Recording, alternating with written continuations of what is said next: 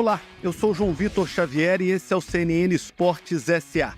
Toda semana um entrevistado especial para falar da relação do mundo dos esportes com os negócios. E hoje eu tenho o prazer de receber Sérgio Carneiro, que é diretor executivo do Mubadala, que é um fundo de investimento ligado ao governo dos Emirados Árabes e que está estruturando a Libra, que é um projeto para a formação da Liga no Brasil. Muito obrigado pela presença, seja muito bem-vindo. Obrigado, João Vitor.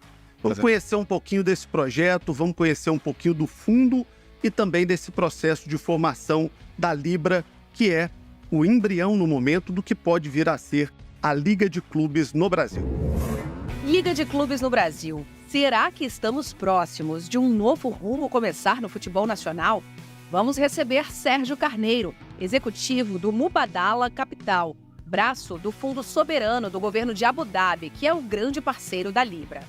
Qual modelo de negócio vai seguir como o principal para gerir o futuro do futebol brasileiro, o momento das negociações, os valores? Qual o projeto? Sérgio Carneiro vai responder essas e outras dúvidas agora, no CNN Esportes S.A. Sérgio, prazer te receber, seja muito bem-vindo. Esse programa, desde que estreou, ele fala muito sobre dois assuntos. SAF, que é a Sociedade Anônima do Futebol, e sobre a Liga. E você está diretamente ligado ao processo de formação da Liga no Brasil. Primeira coisa, eu queria que você explicasse o que é o Fundo Soberano dos Emirados Árabes, de onde vem esse dinheiro, como é que é essa constituição e como funcionará essa presença no futebol brasileiro. Perfeito. Eu sou do Mubadala Capital. Nós somos uma subsidiária integral do Fundo Soberano de Abu Dhabi, chamado Mubadala Investment Company. É o segundo maior fundo de investimento dos Emirados Árabes, tem 284 bilhões de dólares sob gestão atualmente, Fundo Soberano. E o Mubadala Capital é uma subsidiária integral que faz gestão de capital do Fundo Soberano, inclusive também de terceiros. Foi um mecanismo que a gente achou de ter o time mais preparado de mercado para atuar na área de private equity. A gente atua no Brasil, Estados Unidos, Europa e em vários escritórios ao redor do mundo. E temos muita experiência tanto em esportes quanto investimentos no Brasil, que fez com que quando a gente se deparasse com essa oportunidade, a gente achasse que tinha um fit muito grande com o nosso objetivo. Aqui no Brasil, quais são os investimentos onde o fundo já está presente? Temos muitos investimentos. A gente já investiu no Brasil um total de 5 bilhões de dólares, então 25 bilhões de reais ao longo dos últimos 10 anos. É uma presença, temos mais de 40 pessoas no escritório do Rio de Janeiro. No setor de esportes, participamos desde a concepção de trazer o Rio Open para o Brasil, né, o maior torneio de tênis na América do Sul. Então temos muito orgulho do desenvolvimento desse torneio, que hoje tem um público anual de mais de 60 mil pessoas, e também do todo o processo que manteve a Fórmula 1 no circuito de São Paulo, né? Então a gente está há 3 anos fazendo a gestão do evento em São Paulo, a empresa que faz a gestão e montagem do evento da Fórmula 1 de São Paulo, também com um evento, uma trajetória muito bem sucedida. Tinha ficado quase 10 anos meio de lado assim, em termos de público, etc. É um público muito grande, 150 mil pessoas, e nos últimos 3 anos, desde que assumimos a gestão, chegamos a 240 mil pessoas de público no ano passado. Vocês tentam colocar de pé o projeto da Libra, que seria a Liga do Futebol Brasileiro. Em que pé está esse projeto? Como é que está até o momento e qual foi a trajetória até aqui? Perfeito. Bom, a trajetória é longa, então, mas aqui foi um grande prazer. A gente foca no Brasil justamente em projetos de longo prazo e de grande complexidade de concepção mesmo, de criação, que é onde a gente consegue se diferenciar mais pela paciência, pela capacidade de investir tempo e recurso do time em montar esse projeto. Então, quando surgiu o projeto da Liga, a gente já vinha acompanhando o ramo de esportes há alguns anos aqui no Brasil, já tínhamos olhado algumas das primeiras SAFs. O investimento em SAF específica não tinha um perfil muito adequado para o fundo, e até em termos de tamanho do que a gente visa fazer, as SAFs estavam indo ao mercado naquele momento, não tiveram um fit, mas trouxe nossa atenção para o futebol e a oportunidade de futebol no país. Houveram duas outras, é importante frisar que houveram 2 outras iniciativas de liga antes da Libra bater a nossa porta, mas sempre com uma concepção que não tinha um perfil adequado, que para nosso ver não parava de pé. Na Libra, eu acho que tinha alguns pilares fundamentais que foram essenciais para a gente aí mergulhar assim, com muita energia no processo. Então tinha Da largada, o grupo de fundação da Libra tinha a representação dos clubes de maior alcance, de maior torcida do país, numa construção coesa, que era um grande pilar. Obviamente, todas as formações de liga globais sempre tiveram uma liderança necessária desses clubes de maior participação e torcida, etc., no processo. Então esse foi um pilar fundamental. O segundo, a governança e estudo que tinha sido montado, para a gente fazia muito sentido desde a concepção inicial dela. E aí, obviamente, com essas duas coisas formadas, a gente decidiu investir muito tempo, e aí estamos há 1 ano nessa empreitada com mais de 40 pessoas trabalhando e muitas equipes de disciplinas diferentes para montar o arcabouço dessa liga. É um processo bastante complexo, né? Tem muitas partes que a gente espero que a gente consiga destrinchar um pouco disso aqui hoje. Mas a gente vai montando todo esse arcabouço, né, aqui para o Brasil. Vamos tentar destrinchar esse processo, como você disse. O que já foi feito e onde estamos nesse momento? O que já foi feito, então, desde a largada do processo, no contexto da Libra, foi feito um processo competitivo. A gente, antes mesmo da primeira oferta, fez questão de fazer todos os estudos. A gente vê com muita responsabilidade qualquer processo e oferta para o futebol brasileiro, porque é algo que mexe com tantas emoções, com toda a população, com tantos profissionais, com tantos clubes, que a gente não queria fazer qualquer promessa que a gente não pudesse cumprir. Num processo de compra e venda de uma empresa, que é o nosso dia a dia de participar, muitas vezes você faz uma oferta para depois fazer análise e ver se você tem certeza que você quer seguir adiante. Aqui a gente sabia que não podia fazer isso, que seria uma irresponsabilidade nossa fazer isso. Então, desde o início do processo, a gente investiu muito recurso, contratou consultorias de peso, tinha muita experiência com as ligas europeias para trazer esses benchmarks e bons exemplos para o Brasil. A gente fez todo o business plan, toda a análise de números, antes mesmo da nossa primeira oferta, que foi lá atrás, em agosto do ano passado, na Libra. Colocamos uma proposta que a gente acredita foi muito competitiva, não só pelo valor, mas também tudo que a gente trouxe junto com isso. A gente já trouxe uma concepção de, olha, não é só o valor que basta, né? Esse é toda a estrutura de formação da liga, de governança, de preceitos, do que precisa evoluir, que a gente se propõe a trabalhar. Foi uma proposta de mais de 50 páginas detalhando toda essa governança, e isso acho que nos diferenciou muito no processo. Ainda teve todo um período ali competitivo até o momento que a gente teve a exclusividade no processo da Libra. A gente aumentou nosso preço em cerca de 20% versus a oferta inicial para chegar nesse status. E aí, desde setembro, aí a gente, já em exclusividade, passou a trabalhar junto com todo o grupo da Libra e desenvolver, de novo, todo esse arcabouço dos contratos e de estrutura de governança, fair play financeiro, toda essa visão do que será essa liga e do passo a passo para chegar lá no Brasil. Hoje nós temos 2 ofertas principais na mesa. Tem uma da Libra e tem uma da Liga Forte Futebol. E dentro dessas propostas nós temos times divididos e temos alguns que estão no meio do caminho nesse processo. Então vamos tentar explicar aqui para o espectador quem está onde, quem está na Libra hoje, quais são os clubes que hoje compõem a Libra. Perfeito. Na Libra, eu diria que a gente tem uma composição muito sólida. A parte dos times de São Paulo, basicamente todos estão na Libra, então... Os 4 grandes estão lá, né? Os 4 grandes, mas a São Paulo como um todo, a grande maioria dos clubes, tanto da Série A quanto da Série B, estão na Libra. Então vamos lá. Palmeiras, São Paulo, Corinthians, Santos, Red Bull, Ituano, Mirassol, Novo Horizontino, daí eu tenho que ter uma lista maior, mas todos os clubes, tanto da Série A, da Série B, a grande maioria está na Libra. Depois temos o Flamengo do Rio de Janeiro, em Minas Gerais o Galo, no Sul temos o Grêmio, no Nordeste temos, por exemplo, o Bahia e o Vitória.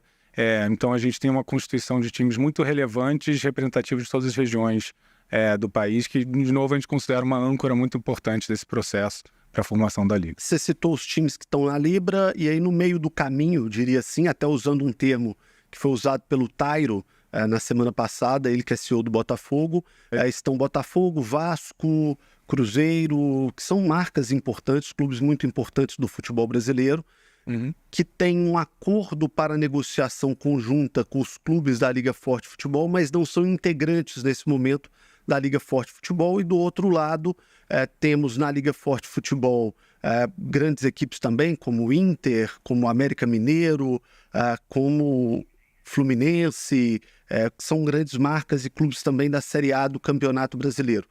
É possível criar uma unidade entre todos esses times? É possível chegar a um acordo para que seja um bloco único e seja um negócio único? Eu acredito que sim, não é à toa que a gente está dando a vida aqui o último ano, trabalhando muito nesse processo. Tem muita gente que está dedicando uma parte significativa de energia e esforço ao longo até de período mais longo que isso para chegarmos a essa tão sonhada liga no Brasil, né? Então, acho que isso é um...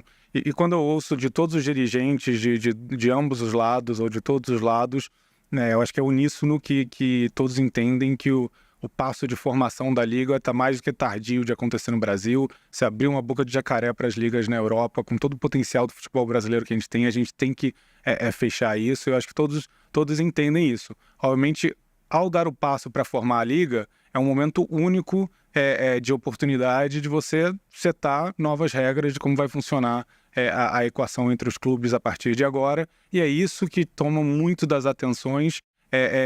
Ao meu ver, a gente teve todo um passo de negociação muito produtivo nesse aspecto de afunilar nesses temas.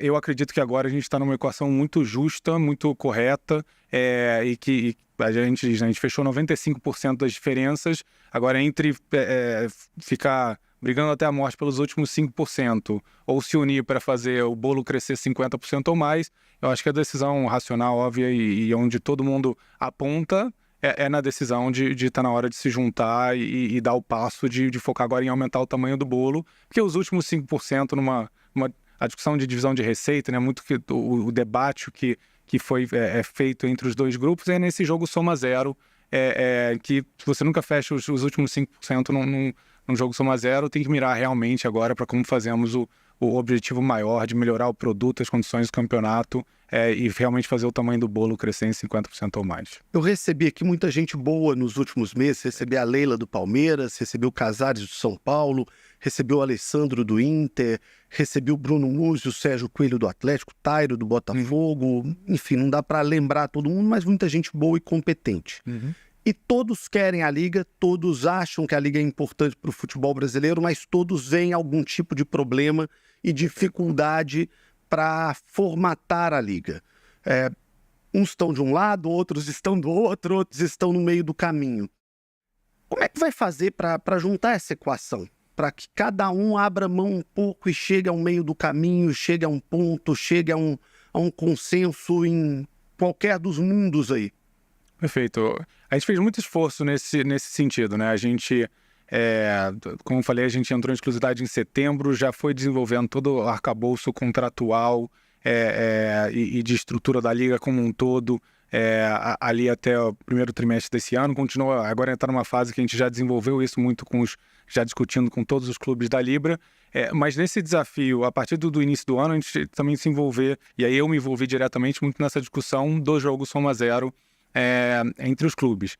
E aqui eu acho que eu até volto para o ponto inicial de por que a gente viu tão um gesto bonito de apoiar vindo da Libra. Eu sei que tem muito dedo apontado e muito falado de certos protagonismos ou não dentro da Libra, mas o que a gente viu desde o início do processo era um bloco que tinha os clubes que têm maior participação nas receitas hoje, que, como eu falei, e muitos apontam, por exemplo, para a Premier League, que é muito igualitária, mas como ela foi formada? No momento da formação da Premier League, foram 6 maiores clubes de receita da Inglaterra se juntando para ir contra o sistema e falar, não, eu quero mais das receitas. Não foi um momento de, vou fazer um sistema igualitário para se desenvolver. Isso foi o que trouxe 30, 40 anos de desenvolvimento desde então, levou ao que é hoje, mas você não pode apontar para o que é o resultado final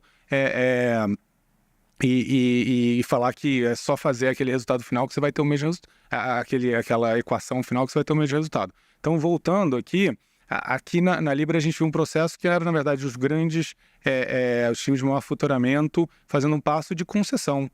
E é um passo relevante de concessão. Se você pega os 4 maiores clubes de faturamento, eles hoje têm mais ou menos 50% a 60% da torcida, eles têm mais ou menos 40% da audiência, o dinheiro da transmissão segue a audiência, né? Então eles têm 39%, 40%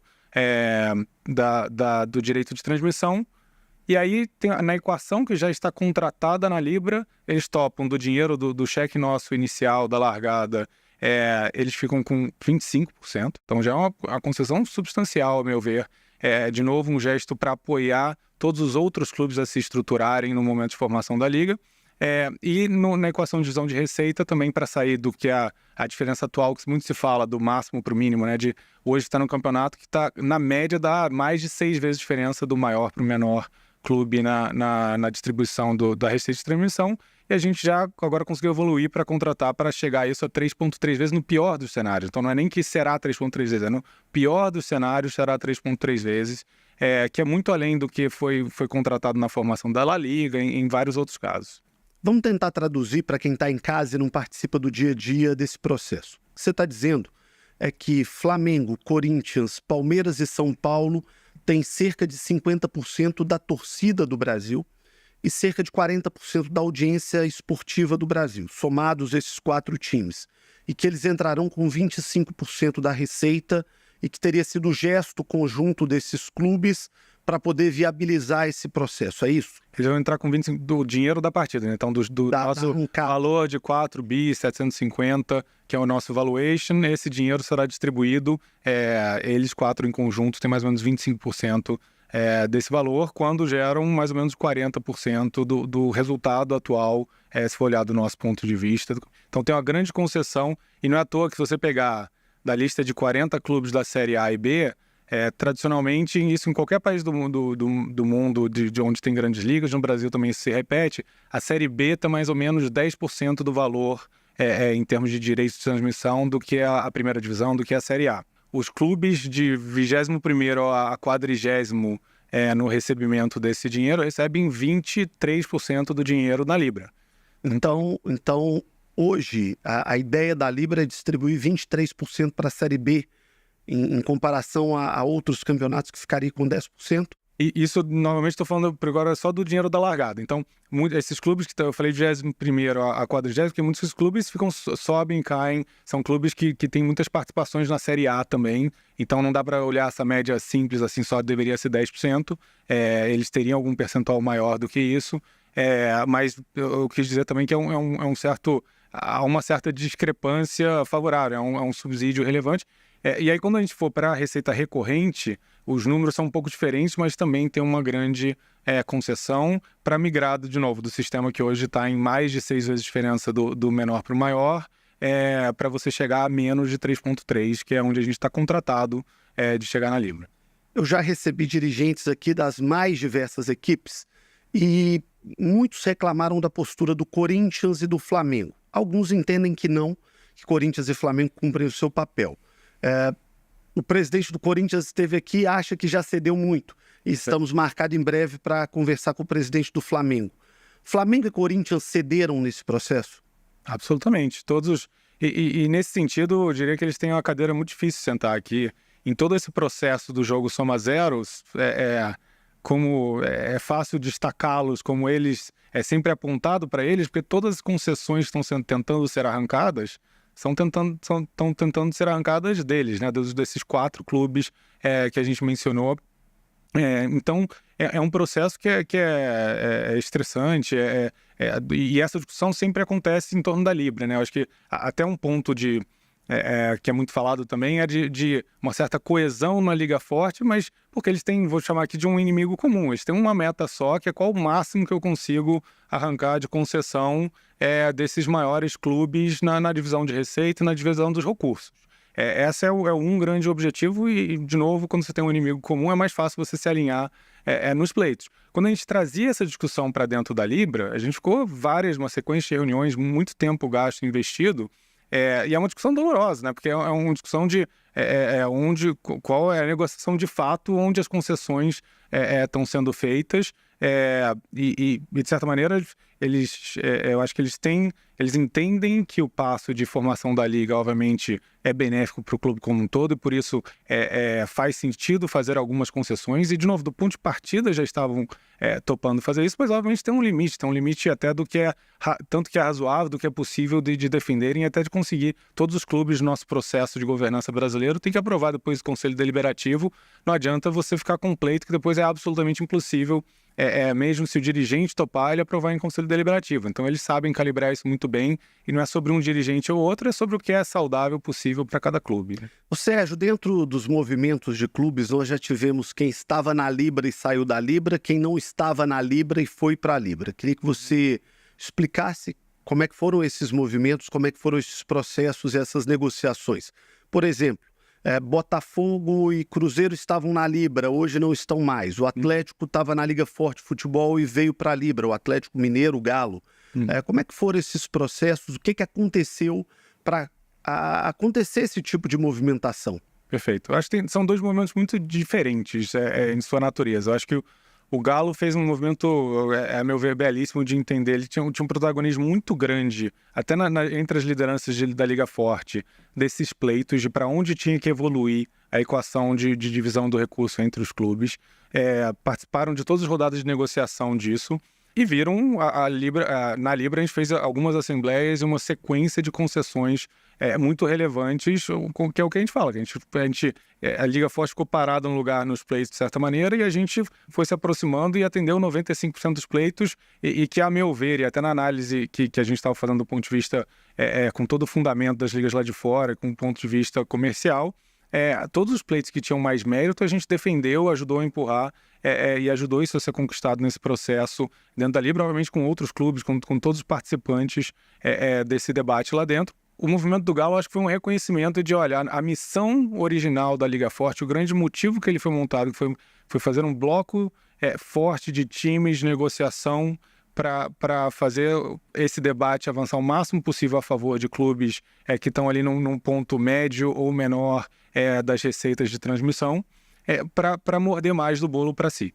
E ele entendeu que, de fato, a gente conquistou, a gente chegou no objetivo. A grande bandeira inicial da Liga Forte era chegar a uma divisão que você chegasse no patamar da Liga de 3 vezes e meia. Agora a gente tem um regramento com uma transição que é muito similar ao que foi colocado no lugar na implementação da La Liga, e que você chega a um ponto que, no pior dos casos, ainda é melhor e já tem uma margem, a gente deu um passo além do que foi pedido nesse sentido, entregou. Então, e aí eu acho que tem um reconhecimento de, bom, se a gente conseguiu o que era o grande pleito, onde se montará uma liga, como se montará uma liga no Brasil? E eu acho que então o passo do Galo foi uma decisão de eu vou na direção, eu quero dar um passo que apoie a criação de uma liga de fato no Brasil e um movimento de unir todos os clubes e tomou o risco, digamos, de na frente reconhecer, não, a equação de divisão de receita está adequada, a gente conseguiu os ganhos que queria. Então esse é, para mim, o grande movimento e belíssimo movimento feito pelo Galo.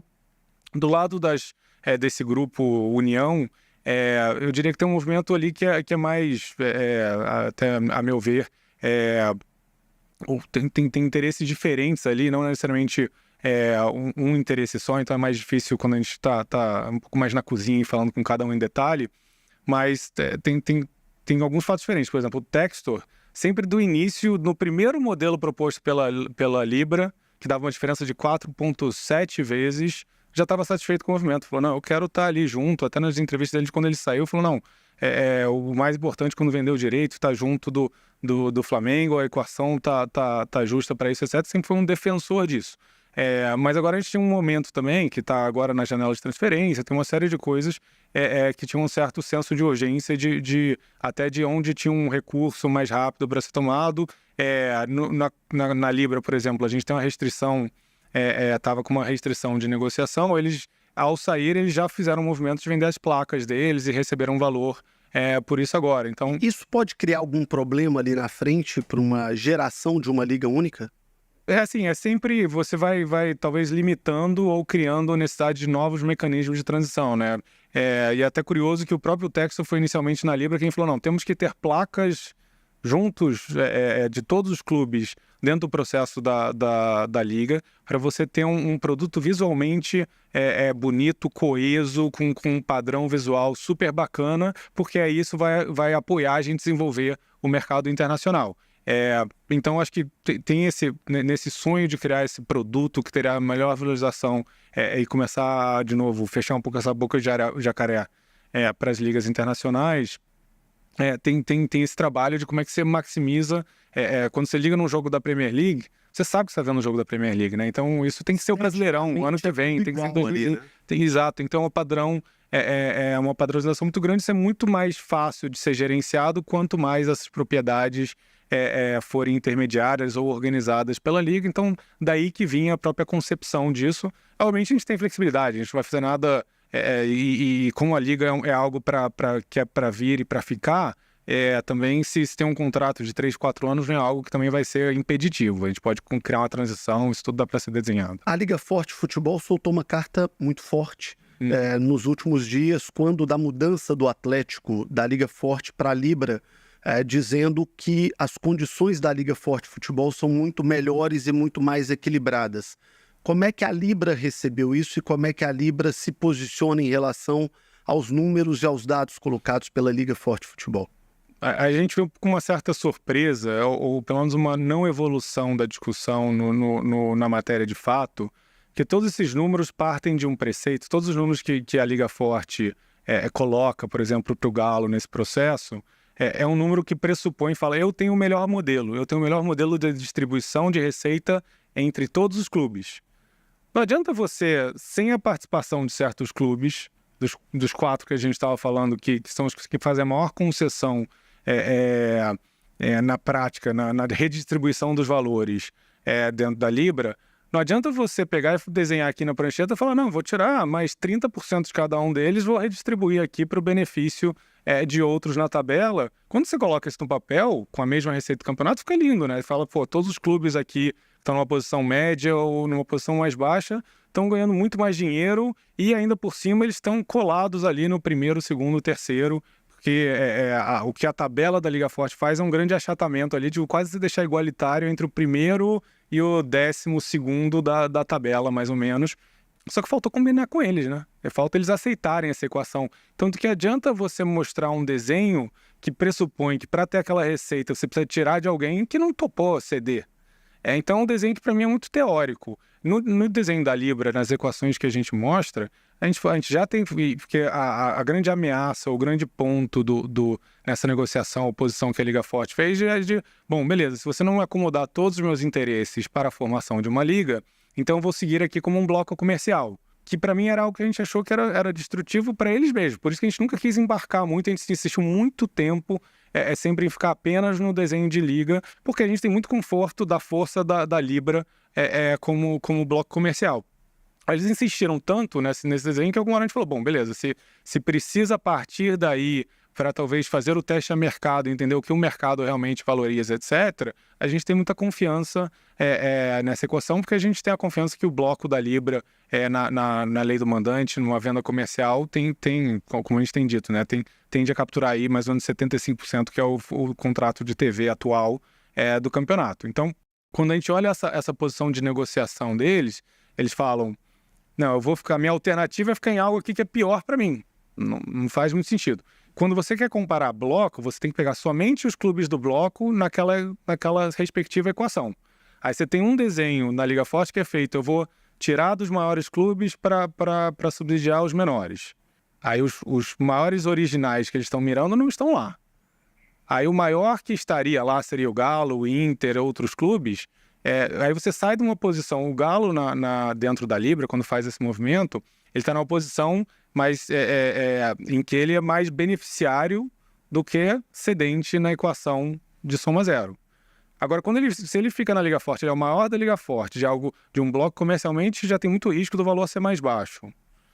Que vai pegar 20% disso, dá para o investidor, outros 20% subsidiar a série B e C.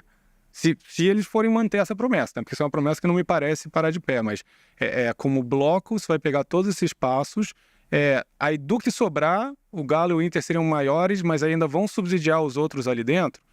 A equação da Libra, de novo, os clubes que topam fazer a concessão estão lá dentro, a concessão que está dada, eles topam fazer, seja bloco, seja liga. Então, todo mundo que aderir a isso não só se beneficia da força comercial desse conjunto, desse grupo, como ainda dessa equação que, de novo, tem uma concessão relevante sendo dada e para ser convidativa justamente para todos os clubes irem para lá. Esse sempre foi o preceito. Vamos fazer uma pausa, vamos para o Giro SA, vamos destacar as principais notícias do esporte no Brasil e no mundo, os grandes negócios feitos ao longo dessa última semana.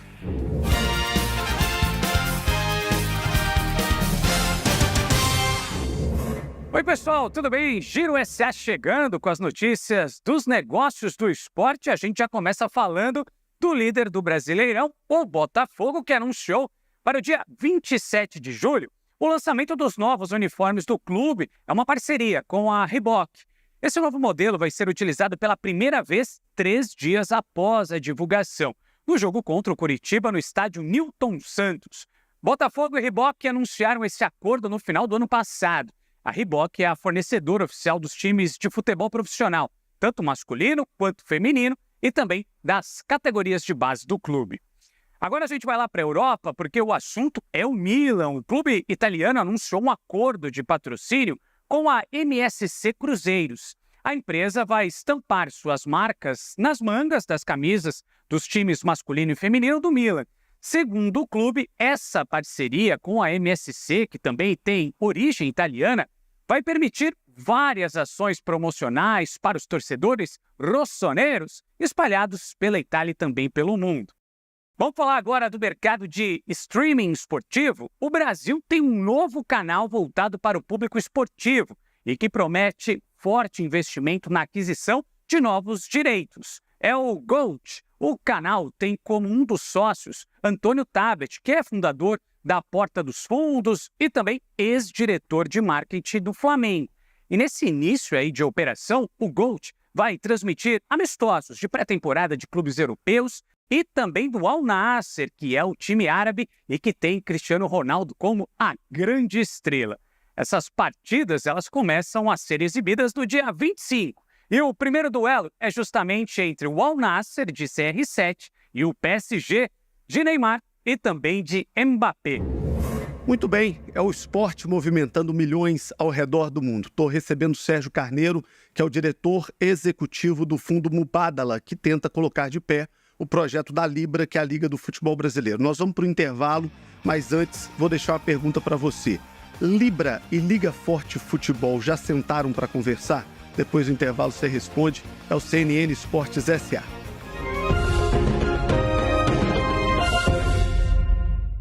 Giro SA. Apoio Gerdau. O futuro se molda. Bet Nacional. Profetize na bet do Vinícius Júnior e dos brasileiros.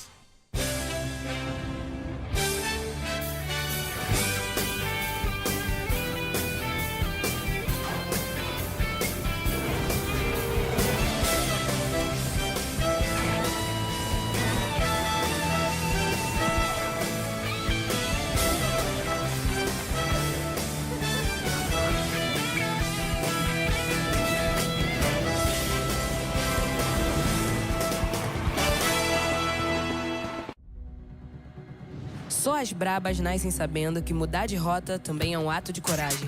Aquele lance de garra, sabe? Coisa que só quem tem um lado B de brasilidade correndo nas veias vai entender. Jogadora cara, tá ligada? E o meu lado bet é com B de brabeza. Todo mundo tem seu lado bet. Alô, Brasil! Manda avisar que cheguei na Bet Nacional pra ficar. A Bet da Lud, do Mundial. A Bet das brasileiras. O Banco do Brasil está lançando o Plano Safra. 240 bilhões em crédito para toda a gente do agro. É o crédito da gente que quer plantar e levar mais comida fresquinha para mesa. De quem quer comprar uma máquina nova. De quem pensa e quer investir no futuro sustentável. O agro é da gente e o crédito do Plano Safra é para todos do agro. Banco do Brasil, para tudo que você imaginar. Governo Federal, União e Reconstrução. Daqui a pouco, no WW edição de domingo. Por que a política no Brasil não funciona? Eu não consigo conceber uma democracia representativa que não tenha pelo menos 2 ou 3 partidos respeitáveis.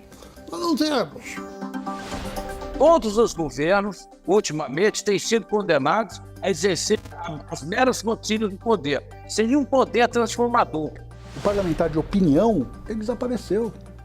O parlamentar que pensa o país, ele desapareceu.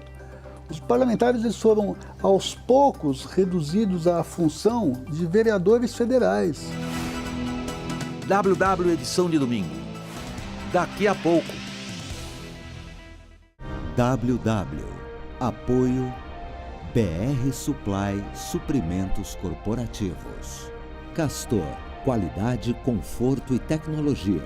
Um verdadeiro sonho de colchão. Hospital Moinhos de Vento. Redefinindo a saúde no Brasil.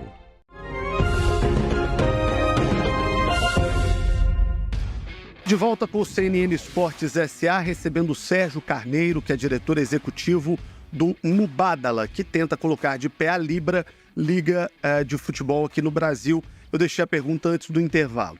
O Brasil vive essa polêmica, Liga Forte Futebol, independentes. A gente sabe que os independentes já conversaram com os dois lados. Mas a grande pergunta é, Libra e Liga Forte Futebol já sentaram para conversar em alguma oportunidade? Absolutamente. Tivemos muitos diálogos, não só com clubes. Os clubes se encontram a cada rodada do Brasileirão. Teve um comitê das duas partes que foi organizado, que focou muito nessa discussão do jogo Soma Zero, aí que eu chamo, que é a divisão de receita, que é o grande foco das diferenças e da negociação, nem de diferença, da negociação natural que existe no momento.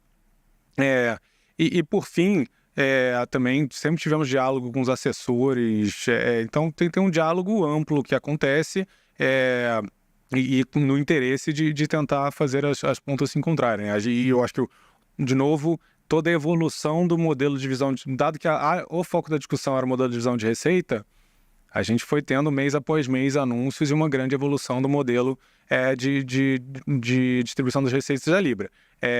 Mas agora isso se esgotou, o espaço para essa negociação. Isso a gente teve muito avanço. De novo, a gente fechou na Libra 95% do gap do que era pedido. Agora a gente precisa que o último 5% seja cedido pelos clubes que hoje estão na Liga Forte para aceitar a equação que foi o limite que a gente conseguiu chegar. Chegou a se falar num determinado momento de uma composição entre os grupos financeiros que fazem parte dos dois lados. A gente sabe que de um lado tem BTG, do outro lado tem XP, que são empresas vorazes no mercado que disputam um mercado muito parecido, e isso é natural do capitalismo. Tem fundos diferentes participando e tem clubes diferentes participando. Chegou a ser falado num determinado momento de uma composição em que coubesse todo mundo, cada um fica com um pedaço, cada um fica com uma fatia e se constrói um negócio único. Do ponto de vista prático, isso é possível, isso pode vir a acontecer, ou isso não é possível quando se pensa em estruturação de um negócio desse tamanho? Acho que na estruturação de um negócio desse tamanho, quanto mais partes você traz à mesa, mais complexo é qualquer acerto e acordo, né? Eu acho que esse é o grande desafio. A gente já tem um desafio de tentar montar um consenso dessa equação entre os clubes para o futuro do principal campeonato que eles jogam. Então já tem 40 clubes diferentes participando desse processo de construção. Os assessores, eu sei que na imprensa tem muito esse destaque, mas eu acho que no dia a dia não é o que eu vejo. Os assessores, obviamente, cada um estão trabalhando com o seu grupo e tentando fazer o seu melhor trabalho de apoiar a negociação dos seus respectivos clubes. Do lado de um investimento, a gente tem uma cabeça super aberta e topa conversar de parceria e de como desenvolver o melhor produto possível para o futebol brasileiro. Inclusive, já saíram algumas notícias de discussões que a gente tem de trazer parceiros, mas a gente foca em trazer parceiros que têm uma ampla experiência em esporte, que vão ajudar a gente a acelerar a implementação dessa tão sonhada liga. Muito da nossa conversa, do nosso esforço, é muito mais fácil pensar num parceiro desse com um que simplesmente está indo num caminho de apoiar um outro flanco sem sentar à mesa para conversar, né? Então é meio difícil você depois combinar de como fazer esse casamento, de como fazer uma sociedade com alguém que não construiu o negócio junto com você, né? Então acho que esse é um pouco o desafio desse lado dos investidores. Ô Sérgio, a gente está falando de tempo, né? Porque já estamos pensando no Brasileiro de 2025. Até 2024 a Globo tem os direitos de TV. E aí todo esse processo gira em torno de uma negociação para um campeonato como Liga a partir de 2025. Perfeito. Qual que é o prazo que você acredita? Qual que é a janela que ainda tem para essa negociação, para tentar essa unidade, para tentar essa negociação conjunta? O prazo eu diria que é certamente dentro desse ano. Acho que a gente já está nos 43 do segundo tempo ali do prazo, porque o momento típico de negociação desse direito já está correndo. Tanto que já está noticiado dos grupos indo ao mercado e tendo suas conversas para ter as tratativas sobre a venda desse direito para 2025. Então, quanto mais essa negociação se avançar, mais você vai ficando, digamos, entrincheirado numa equação que é mais difícil depois você ter migração de clubes ou você convidar mais clubes para um desenho que já está, digamos, fechado. Então, obviamente, a intenção aqui é a gente manter isso aberto o máximo tempo possível, mas a gente está ali nos finais do segundo tempo. Eu li uma matéria recente no UOL e você repetiu esse percentual aqui. Uhum. Na matéria do UOL, a Libra fala em ter perto de 75% dos direitos de TV se essa venda for feita em separado. E você, num determinado momento, citou esse mesmo percentual de 75%.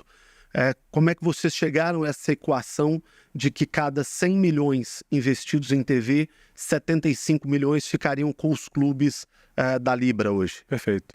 Tem dois pontos centrais disso, mas o principal é que no contrato atual de transmissão do Brasileirão, que obviamente é uma âncora muito importante e é o principal parceiro de desenvolvimento do Brasileirão ao longo do tempo e obviamente tem um senso de continuidade disso que é importante tanto para os clubes quanto para a Liga.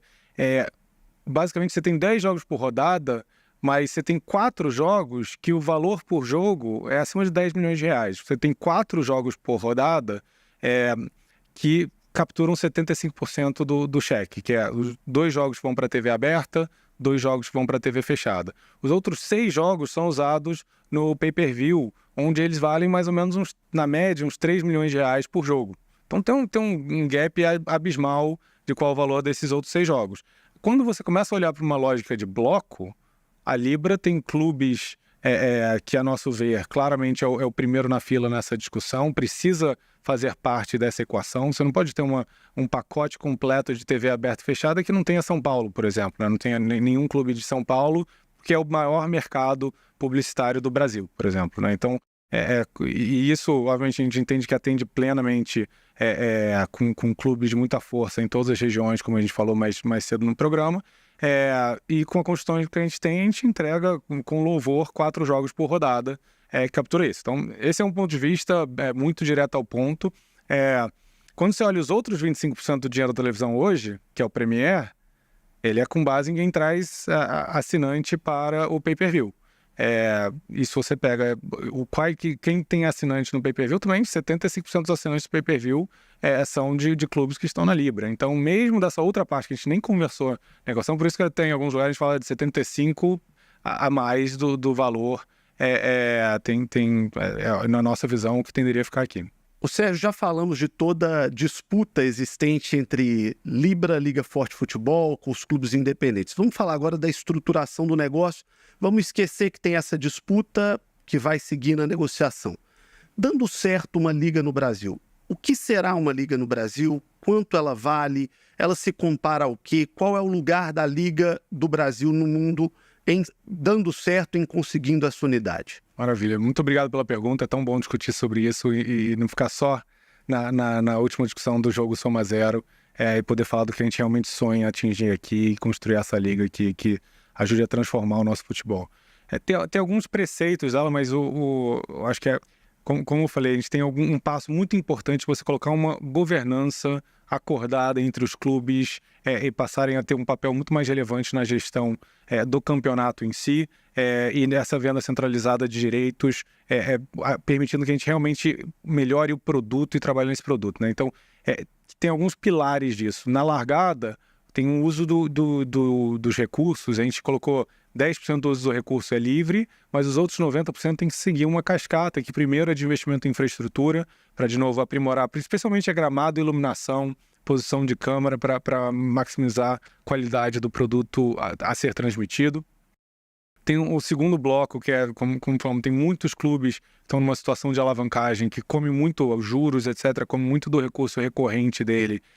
Então, o segundo principal uso do recurso seria para desalavancar e para fazer todos os clubes rumarem a se encaixarem bem no que é essa política de sustentabilidade financeira que a gente desenvolveu e está discutindo os detalhes com os clubes, de novo, para trazer muito mais estabilidade financeira para o futebol brasileiro, que também se traduz em performance mais constante. E isso eu acho que apoiaria muito uma competitividade mais robusta dentro do Campeonato Brasileiro, porque algumas variações de competitividade que a gente teve, infelizmente, no passado, foram muito para esses altos e baixos, às vezes investir demais e depois ter problemas financeiros no clube, que não conseguiu arcar com aquela folha salarial ou com a dívida que tomou para ter certo espaço, né? Então, isso por si, eu acho que melhora muito o produto.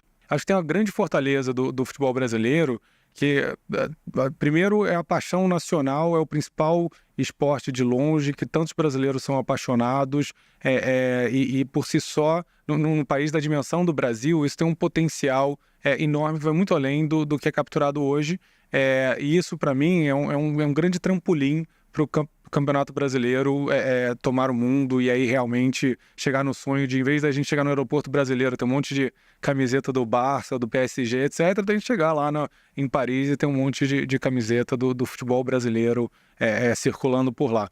E eu acho que para fazer isso, tem alguns desafios. Eu acho que primeiro ele é de maximizar a captura do doméstico, porque a gente tem muito valor a ser capturado aqui, tem muitas coisas que a gente já tem trabalhado de iniciativa, por exemplo, de pirataria, tem muitos temas que são dolorosos, mas que precisam ser trabalhados, porque qualquer dinheiro desses, quando você aumenta o engajamento de tantos fãs do Brasil, isso vai apoiar muito os clubes, isso vira dinheiro na veia para os clubes, que vira investimento em elenco, e você cria um círculo virtuoso. A própria redistribuição de recurso que foi desenhada também vai apoiar esse ciclo, e você tem todo mundo depois podendo se desenvolver cada vez mais. Você traz melhores jogadores, não é nem trazer melhores jogadores, né? A gente tem tantos jogadores brilhantes do país, até segurá-los aqui, mas eu acho que é segurá-los aqui mais tempo. Exatamente, o futebol brasileiro perde muita gente. Perfeito, não perder, não é? Um jogador está saindo, né? Perfeitamente. Então, eu acho que é justamente a gente conseguir segurar aqui mais tempo toda essa qualidade de talentos que a gente tem desenvolvida no Brasil. E isso vai fazer, de novo, você não vira uma Premier League da noite para o dia. Isso foi um desenvolvimento de 40 anos que aconteceu lá, e a gente precisa começar a girar um pouco, colocar um pouco de inércia nesse rolamento que vai gerar esse ciclo virtuoso, né? Isso vem, de novo, sanar a finança dos clubes, aumentar o tamanho do bolo, fazer uma gestão melhor e uma redistribuição. E tem um ponto que a gente fala pouco, mas quando a gente fala da distribuição de receita, também a gente tem um modelo ali que eu considero a prova de futuro, que vai se desenvolver. Então não é que a gente vai chegar hoje no máximo a 3,3 vezes, e esse é o pior... vem do meu ponto até de que a Premier League também não nasceu com 1,7 vezes diferença. É que ela foi tomando tal escala, tal tamanho, que mesmo um clube que lá recebe um percentual de igualitário, ele foi conseguindo ter um poder de contratação e mais gente no mundo inteiro queria assistir o jogo. Então ele não foi para 1,7 da largada, mas aí quanto mais gente no mundo queria ver o jogo... Então esse ciclo faz com que você vai conquistando espaço, aumente o tamanho do faturamento, e aí sim você tem o próprio time no mérito, no esportivo, tomando para si mais audiência e desenvolvendo o mercado, e isso vai fazer mais receita fluir para ele. Eu acho que isso está bem desenhado para ir nessa direção. Quanto vale hoje uma Liga do Brasil, e dando certo, daqui a uma década, quanto ela pode valer? Excelente pergunta. Bom, da largada, isso a gente participou de um processo competitivo, tá amplamente público o valor que a gente está colocando pela compra de 20%, quase 5 bilhões de reais. Então, se você extrapola isso para o 100% do valor dessa liga, é quase 25 bilhões de reais. Então, hoje a Liga Brasileira valeria 25 bi, é isso? Perfeito.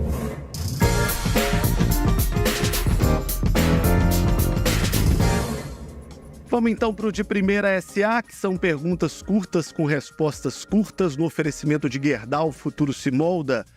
O futebol brasileiro vai dar certo? Eu estou perguntando isso para todo mundo que vem aqui, mas para você tem um aspecto especial, porque é a possibilidade de materialização da tão falada liga. O futebol brasileiro vai dar certo? Perfeito, acho que vai dar ainda mais certo. Como? Quando a gente tiver essa liga de pé.